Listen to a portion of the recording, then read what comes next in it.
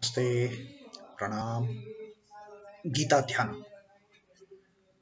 Om Parthaya Pratibodhitam Bhagavata Narayanena Swayam Vyasena Gratitam Purana Munina Madhye Mahabharatam Advaitam Vratavarshinim Bhagavatim Ashtadashadhyayinim Ambatvam Anusandadhami Bhagavad Gite Bhavadveshinim.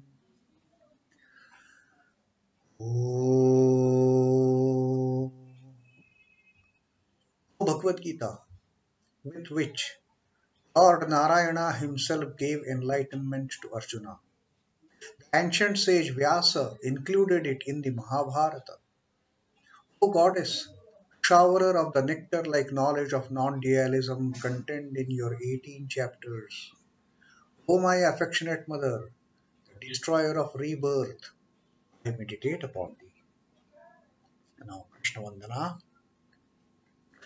Vasudevasutam devam kansachanuramardhanam devakim paramanandam krishnam vande jagadguru. O son of Vasudeva, the slayer of Kansa and Chanur, extreme delight for Mother Devaki, O Lord Krishna, the supreme teacher of the universe, my salutations to you.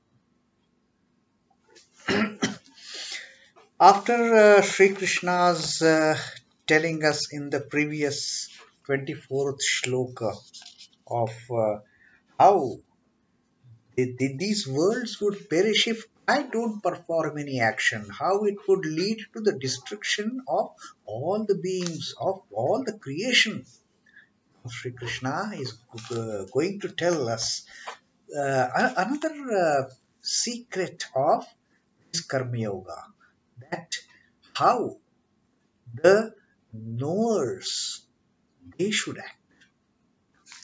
So Sri Krishna tells here that saktāḥ karmaṇyavidvānso yathā kurvanti bhārata kuryād vidvāns tathāsaktaśh chikīrṣhur loka-saṅgraham. Now Sri Krishna says that he is comparing the way the ignorant ones, the unenlightened ones, those who are deluded by the maya of the prakriti, how they were. So Sri Krishna says, just like saktāḥ karmaṇyavidvānso, that is a vidvānsah yathā kurvanti karmani. That is how Sri Krishna has explained about how the vidvānsah, the ignorant ones. Vidvānsa is one who has gained enlightenment, who has gained knowledge. Vidvānsah is one who doesn't, who hasn't, who is yet to get enlightenment. Who is unenlightened, who is ignorant. Now, saktāḥ karmaṇyavidvānso yathā kurvanti. O Bharata, O Arjuna, O great descendant of Bharat, the way the ignorant ones, they work, how they work? Saktāḥ. Saktāḥ is attached. The way the ignorant ones, the vidvānsah, they kurvanti karmani. They perform their actions, how? Saktāḥ, attached. They are so much attached to the work. They are so much attached to the fruits of the work. Sri Krishna now and again is telling Arjuna that one should perform all the duties without attachment. But the ignorant ones, all their focus is more on the attachments than actual doing the karma. They are so much involved in the attachment part. Oh, what will I get if I do this? That kind of attachment. Will I get a good result? Will I get a promotion? Will I get an incentive? No, their entire objective of performing a karma, performing their duty, is based upon this attachment. And Sri Krishna is saying, just like these ignorant ones, they perform the action remaining attached to it. How the enlightened one should do. Now Sri Krishna says that kuryād vidvāns tathāsaktaśh. Kuryād is should perform. In the same way, with the same tenacity, with the same persistence, with the same involvement, even the vidvānsa, the knowledgeable one, the enlightened one, should also keep on doing his work most tenaciously, most sincerely, but a saktāḥ. For a third person who is looking an ignorant person working and an enlightened person working, him both both ignorant and the enlightened one, the way they are working is the same. They are both closely involved in the work. They are both totally merged in doing that work. They both are doing the same action with a difference. The ignorant one is doing it with attachment, with some kind of motive attached to the work. And the enlightened one also, we will see that he is also with same dexterity, with same persistence, he is working. But saktāḥ, without attachment. And why? Why he is working like the ignorant ones wholeheartedly, without attachment? Why he is working like that? Chikīrṣhur. Chikīrṣhur is wishing. His objective is loka-saṅgraham, the enlightenment of the masses, for guiding the people, for guiding those ignorant ones. And he sets an example of himself how to do work without attachment. So that is the difference between the way the ignorant ones they work and the enlightened ones they work. And that differentiation Sri Krishna has explained in this shloka. As the unenlightened act from attachment to action, O Bharata, the enlightened ones should also act, but without attachment, desirous of guidance of the multitude, desirous of welfare of the masses, desire of welfare, the upbringing of the society. So this is a critical difference between the way the ignorant ones they work and enlightened ones they work. And enlightened ones, when they work in this fashion without attached to the karma, fruit of the karma, without attached to the karma phala, they automatically they set a precedence, they set themselves as an example, they become the role models for all the people to come, not only in this generation, but for all the generations to come. Why is it that even today, after thousands of years, why is it that people still revere, people follow the advice, people follow the great deeds that were done by Lord Rama, by Lord Krishna, by Lord Buddha, by Jesus? Why? Because they had set forth, they had set the examples for the betterment of the coming generations, not only people of their generation. Sri Ramakrishna's advent was almost 150 years ago. Even today, how much relevance his teachings have. Ma, our Holy Mother Sarada Devi, Swami Vivekananda, all these great personalities, They don't work. Their objective is never to work with any gain. The gain or loss is not the focus of their work.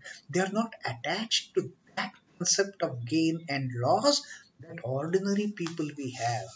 And the way these great saints, the incarnations, the great advents, they work without any attachment, they set an example for all the generations to follow them, for all the generations to come to look at them as the role models. That is what Sri Krishna says. Difference between man and man is in the sort of desire harbored at heart. A person, with what motive he does work, that is more important. What is that desire? Is it selfish desire, or is it the selfless desire for loka-saṅgraham, for the betterment of masses, humanity as such? Why only humanity? Betterment of the entire universe. So that is the difference the ignorant ones and the enlightened ones exhibit. The enlightened one is desireless. Desire for fruits of action goads the multitude of activity. The enlightened man has no personal motive. Krishna gave this wonderful teaching in the form of Srimad Bhagavad Gita to Arjuna.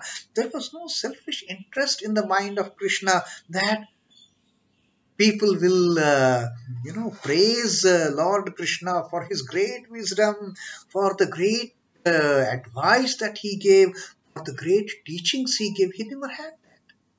His only intention was just to make his dearmost pupil, his dearmost devotee, his dearmost friend, make him aware of what is the right path, what he should do when he had totally got disturbed. That was the objective of Krishna talking to Arjuna in the form of Bhagavad Gita. No selfish interest in that.